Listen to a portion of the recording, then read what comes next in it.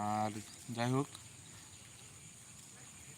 SSC GD medical কিছু tips দেবো, যেরকম যারা যারা মেডিকেলে করতে যাবে, যেখানে তোমাদের যে ক্যাম্পে তোমাদের মেডিকেল পড়বে, ক্যাম্পে যাওয়ার মোটামুটি 2 দিন আগে যাদের দাঁতের প্রবলেম আছে তাদেরকে বলবো ভালো করে ওয়াশ করে ক্লিন করে তারপরে কিন্তু মেডিকেলে করতে যাবে, ঠিক আছে।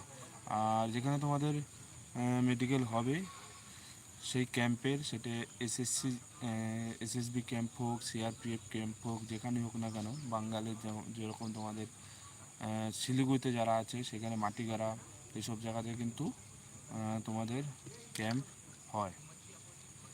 আর আমাদের দুর্গাপুর জিসি, শিলিগুড়ি জিসি, এসব জায়গায় কিন্তু মেডিকেল ডিপার্টমেন্ট হয়।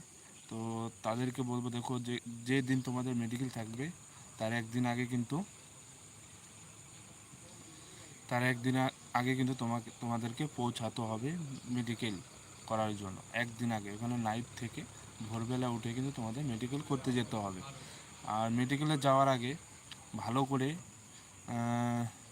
বডিতে চুল, দাড়ি, যেখানে যেখানে বাল আছে সেই জায়গায় একদম নিট অ্যান্ড ক্লিন, একদম পরিষ্কার পরিচ্ছন্নত করে তোমাকে যেতে হবে। এটা হচ্ছে প্রথম পয়েন্ট, ঠিক আছে। একদম পরিষ্কার হয়ে একদম ফৌজি ফৌজি ভাব নিয়ে কিন্তু তোমাকে যেতে হবে মেডিকেলের সময়। চুল বড় করে গেলে তাহলে কিন্তু এখানে ডাক্তার খুব রেগে যাবে এবং তোমার প্রতি কিন্তু অন্যরকমভাবে তারা দেখবে। এর জন্য বললাম ভালো করে পরিষ্কার পরিচ্ছন্নতা করে যাবে। কাপড়, অনেকে কী করে মেডিকেলের সময় সব ছেঁড়া বেড়া কাপড় পরে যায়। এতটাও তুমি গরিব হয়নি এবার যে ছেঁড়া বেড়া কাপড় পরে যেতে হবে। পরিষ্কার পরিচ্ছন্ন, সেটা পুরনো হোক, পরিষ্কার পরিচ্ছন্নতা কাপড় কিন্তু পরে যাবে, ঠিক আছে।